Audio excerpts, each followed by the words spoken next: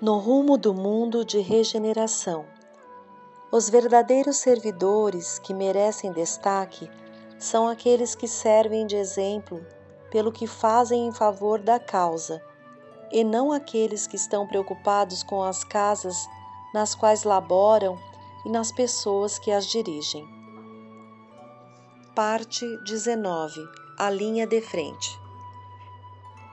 Enquanto a pandemia ressurgiu no planeta, quando parecia em extinção, e uma segunda onda reapareceu com as mesmas perversas características, aproveitando-se das populações cansadas e rebeldes que teimavam em não saber aproveitar a ocorrência lamentável para a recomposição da economia de muitos países, as sequelas da enfermidade cruel, as revoluções sociais e morais surgiam no planeta simultaneamente, com diversos países em total desajuste.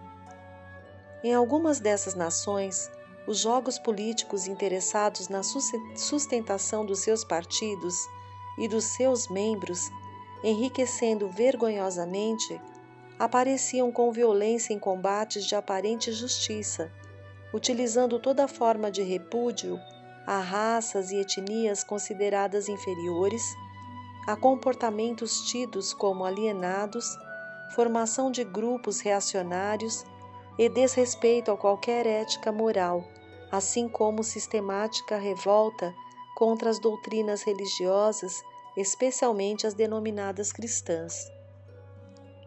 Aparentando uma sede incomum, as pessoas experimentavam incontidos e sórdidos desejos de desordem e rebeldia, quais detidos por longo tempo, que agora podiam desfrutar a volúpia dos prazeres em abundância, em aguerridos lances de extravagâncias.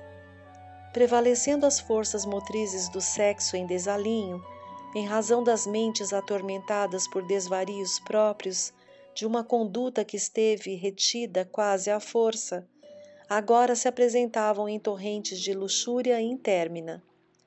As pessoas passaram a vivenciar na mente e nos atos toda a forma de aberração, a fim de experimentar o que antes era considerado como imoral, perverso, abominável. Passou-se a divulgar e viver tudo que a mente propunha como experiência de vida. Os seres humanos não eticamente preparados deixam-se consumir pelo gozo que não satisfaz e, em consequência, o número de deprimidos, frustrados, insatisfeitos, descontentes com a existência aumenta de maneira surpreendente, procurando soluções que estão dentro deles próprios, mas se negam a buscar no interior. É uma terapêutica pessoal em que o paciente é o responsável por quase todo o esforço que deve ser investido na reconstrução do equilíbrio emocional. Naturalmente, em razão dos baixos níveis psicológicos de anseios íntimos, essa alegria festeira e atordoante, que oferece a ilusão do bem-estar, quando não encontrada, porque não existe, é uma ficção lúdica do período infantil que prossegue no adulto, faculta sintonia com os espíritos do mesmo nível moral e passam a viver em conúbio obsessivo avassalador. Eis porque são os desencarnados que influenciam os residentes no corpo físico à preservação desse estágio de vileza moral e morbidez de sentimentos, lutando com ferocidade contra os postulados da dignidade, da honradez e do proceder de acordo com as leis da natureza em ordem, fomentando a espiritualidade das paixões ancestrais do processo evolutivo. As obsessões, em consequência, aumentam em escala surpreendente, de modo que na raiz de cada distúrbio e desconcerto encontramos o fenômeno da parasitose espiritual. Estão ainda relativamente distantes os dias de amor e da decadência que vigerão na Terra a partir da grande mudança que se está operando, e um mundo de regeneração e ordem será estabelecido pelas próprias criaturas saudosas de paz e de equilíbrio, de ternura e respeito por si mesmas e pelo seu próximo. As operações de transferência da área expurgatória para outra dimensão já tiveram início e podíamos ver máquinas, algumas das quais muito utilizadas na Terra em construções e demolições, programadas para alguns meses. Concomitantemente, os processos de reencarnação nos departamentos de seleção das comunidades produziam renascimentos em massa, quando os incidentes no mal teriam a sua oportunidade de libertar-se das pesadas mazelas íntimas e se adaptarem aos novos padrões de honra que já vigiam no planeta graças à evolução natural e ao cristianismo restaurado nas bênçãos incomparáveis do Espiritismo.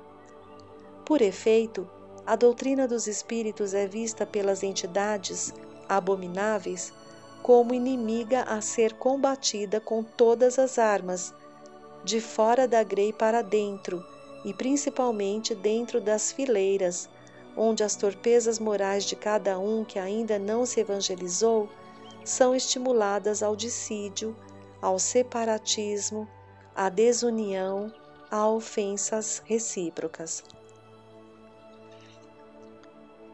Precatem-se os sinceros trabalhadores do bem contra a maledicência, o amor próprio, o egoísmo insano, as exigências de pureza exterior, as infâmias e acusações ao seu irmão na seara da fraternidade e da união. Que se considerem aprendizes da Boa Nova e refugiam-se na doutrina de amor, demonstrando em atos, ao invés de palavras untuosas, de autoengrandecimento. Os verdadeiros servidores que merecem destaque são aqueles que servem de exemplo pelo que fazem em favor da causa, e não aqueles que estão preocupados com as casas nas quais laboram e nas pessoas que as dirigem. Todos merecem nosso respeito e consideração, mas a liderança honorável encontramos em Jesus e no seu discípulo Allan Kardec, bem como todos aqueles que se dedicam com abnegação e destemor. Este é um momento muito grave na seleção da semente boa e do escarracho que medra facilmente na área que está sendo trabalhada. Simplicidade de coração, pureza de sentimentos, abnegação no serviço e alegria na obra do Senhor são alguns dos requisitos que definem os verdadeiros servidores da última hora. As tempestades provacionais rugem, os ventos devastadores sopram em todas as direções, mas o verdadeiro espírita sabe a direção que deve seguir e a sinceridade da sua entrega àquele que o convidou e o ampara. Naqueles dias recebemos novos companheiros para o trabalho de mudança que se integraram às equipes, enquanto nosso grupo permaneceu em atividade desobsessiva na sede em que nos hospedávamos. Embora houvesse sempre atividades a atender, desde o início da nossa participação junto às equipes de médicos e paramédicos que se dedicavam a atender a pandemia, chamou-nos a atenção o denominado grupo Linha de Frente. Aquelas pessoas mais vulneráveis à contaminação por diversas razões, a idade avançada, alguma enfermidade desgastante, os médicos e os atendentes, todos aqueles que lidavam diretamente com os enfermos ou que cuidavam da limpeza e manutenção do hospital. A pouco e pouco fomos acompanhando o contágio em diversos médicos que, embora atendidos de imediato, não resistiam e desencarnavam com as mesmas dores e aflições dos seus pacientes. Estávamos diante do colossal programa de investimento na mudança vibratória dos habitantes da Terra e da sua própria morada, que oferecerá melhores condições às futuras edificações da família universal unida. Aqueles trabalhadores encarregados do socorro imediato e posterior, Todos que trabalhavam sob o risco do contágio, por estarem mais perto dos enfermos, corriam mais risco de enfermarem que os demais. Qual a razão por que se encontravam expostos num exemplo de abnegação e fidelidade à profissão abraçada? Conheciam os riscos e perigos, expondo as suas existências ao vírus letal, mas muitos ignoravam e desconhecem que, ao contraírem a doença e desencarnarem, estão resgatando crimes que praticaram contra a humanidade nos passados dias dedicados à ilusão.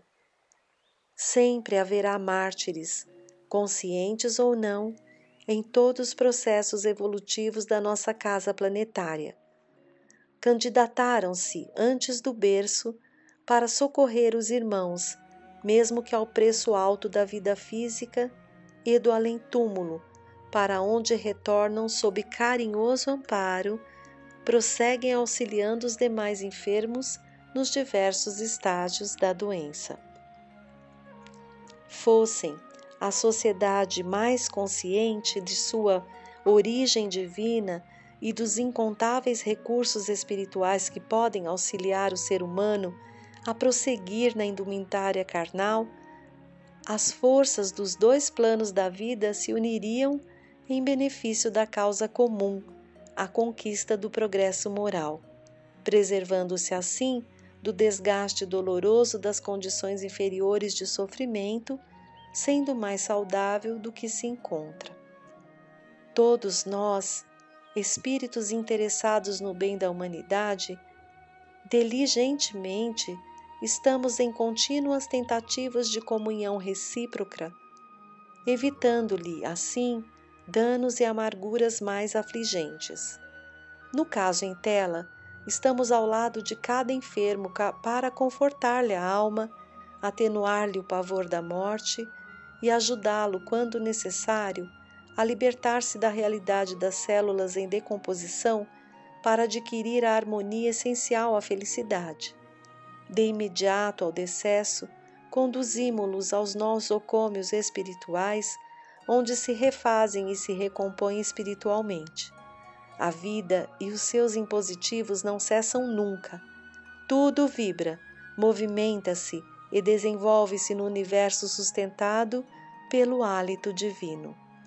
As nossas atividades nos acampamentos hospitalares de emergência, no momento, são muito complexas e bem diferentes daquelas que ocorrem nas unidades de terapia de urgência ou nos recintos menos favoráveis, onde expurgem as suas dívidas. Credores do nosso carinho, pelas lições de sacrifício a que se expõem, são aqueles que desencarnam enquanto salvam vidas que devem permanecer nas paisagens físicas. Os que se recuperam nem sempre se recordam daquelas existências que se sacrificaram para que a sua pudesse permanecer. Eles propiciam tempo para que as vacinas salvadoras possam ser conseguidas e superem as etapas experimentais para a salvação do futuro, qual ocorre com anteriores epidemias e calamidades hoje sob controle. Não podemos olvidar do estoicismo humanitarista do Dr. Albert Bruce Sabin, que renunciou a quaisquer benefícios econômicos da patente da vacina a fim de banir da terra o vírus da poliomielite, que ceifou milhões e deformou número incontável de vidas. Graças à sua grandeza moral e renúncia, a paralisia infantil logo mais terá desaparecido, porque todos têm direito ao uso do medicamento salvador gratuitamente. Quando os vieses políticos e os interesses econômicos cederem lugar ao amor e ao dever, aos direitos dos descobrimentos desses fenomenais auxílios dos laboratórios, a humanidade estará no esplendor da regeneração. Compreendíamos isso na clínica em que estagiávamos, auxiliando os médicos e seus enfermeiros no correto atendimento do produto que debela a doença e que tem ajudado grupos experimentais e servido de base para ampliação terapêutica de combate à doença exterminadora. Descem ao planeta nessas horas amargas verdadeiras legiões de filhos da luz, a fim de que o sol do amor continue diminuindo as sombras do egoísmo perverso e dominador. Comentávamos a respeito do esforço dos nossos companheiros no auxílio aos irmãos comprometidos com a ignorância, vitimados por perseguidores cruéis que se comprazem em atormentá-los na etapa final, em tentativa de libertá-los. Afã semelhante aos hospitais sobrecarregados de pacientes na Terra, também cuidávamos do melhor atendimento ao número daqueles que desencarnavam necessitados de urgente socorro para evitar-lhes vários comprometimentos, entre eles o da vampirização. A linha de frente do amor e da caridade se encontrava amparada ao máximo, mas alguns dos seus membros deveriam passar como cobaias para auxiliar o processo de entendimento da conduta do vírus, especialmente nos pulmões e coração. Felizmente, já se desenham na Terra técnicas para a medicina espiritual, na qual a terapia dos passes, da oração, da água magnetizada é recomendada aos pacientes, especialmente na área da cardiopatia. Desse modo, os grupos em tarefas espirituais estão contribuindo eficazmente para a formação da sociedade fraternal e amiga que se pretende alcançar desde agora. Numa visão espírita cristã, todos nos encontramos na linha de frente. Os irmãos encarnados, porque a desencarnação é apenas fenômeno orgânico de mudança de posição vibratória no rumo da imortalidade. Esses mensageiros da esperança, que não se poupam aos esforços de atendimento aos seus pacientes e enfrentam a desencarnação com ética e grandeza moral, sem queixar-se dos fatores que lhe propiciaram o sacrifício humano, volverão ao mundo melhor, onde fruirão as bênçãos que ora agasalham, contribuindo em favor da saúde terrestre. Como alguns se encontram comprometidos com longínquos ou próximos dias de alucinação, apresentam-se teleguiados pelos adversários aos quais não souberam conquistar e recebem como recompensa ao seu martírio a liberação desses enfermos espirituais que já não os alcançam, psiquicamente, em razão do seu labor em favor da humanidade, mesmo que ignorando o gesto da morte resignada. Num dos momentos em que nos encontrávamos juntos, comentando exatamente esse tópico, nosso Eudalbo, que permanecia estudioso dos vírus no além da vida terrena, explicou-nos a gravidade que paira sobre a humanidade, considerando alguns países que se têm dedicado a criar vírus perigosos ante a possibilidade de uma guerra biológica, utilizando-se dos estoques armazenados de muitos deles, que são mais poderosos do que quaisquer outros instrumentos de destruição convencional ou nuclear. Com as atuais perspectivas filosóficas e morais que campeiam na cultura odierna e a exaltação do crime, das perversões que incluem a legalidade de tudo o que se pretenda fazer, não será difícil uma ruptura diplomática entre países com laboratórios poderosos e muito bem armazenados. Dirigidos por homens e mulheres inescrupulosos que perderam o respeito a si mesmos e à humanidade, por extensão a Deus e ao espírito imortal que todos somos, num momento passam das ameaças bombásticas às ações covardes e subterrâneas, como talvez prefiram. Enquanto os sentimentos humanos estiverem sob os conflitos da negação divina e as aberrações das filosofias de ocasião, destrutivas da dignidade e do equilíbrio da criatura em relação ao universo e às suas leis soberanas, haverá a proliferação dos males que a mente propicia, e os tormentos interiores necessitam para estar em constante variação até a cessação da vontade e o alinhamento da realidade no abismo da cegueira espiritual. Os nossos grupos, no entanto, visitavam as entidades hospitalares, procurando auxiliar esses servidores devotados, encorajando-os e transmitindo-lhe forças nos momentos de desfalecimento pelas largas horas de vigilância e trabalho que não lhes permitiam o repouso ou a renovação das energias. Também havia os amigos especializados em atender os pacientes de emergência que necessitavam de intubação nos hospitais, e os hospitais não dispunham de equipamento em suficiência, aplicando-lhes os nossos recursos e afastando os seus adversários desencarnados que os pioravam com os seus fluidos tóxicos e as infelizes obsessões, sem qualquer espírito de humanidade ou de compaixão.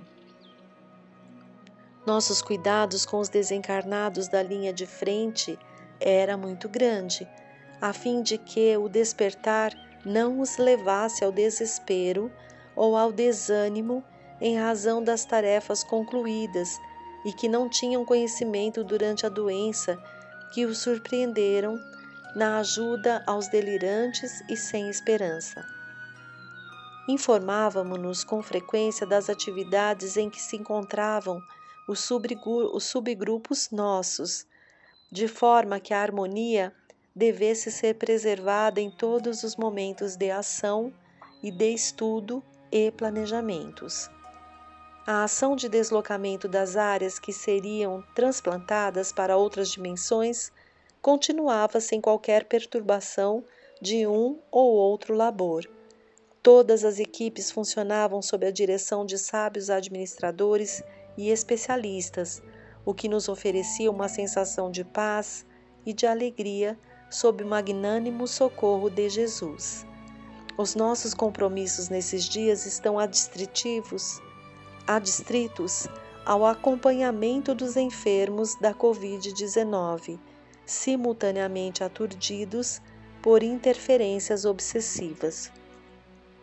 Como nos encontramos sob os ataques programados pelos infelizes desencarnados para dificultar as ações do Cristo de Deus, nesses significativos dias de transição planetária, procuramos especializar-nos nas desobsessões e guardiãs diárias que devem permanecer sob especial amparo.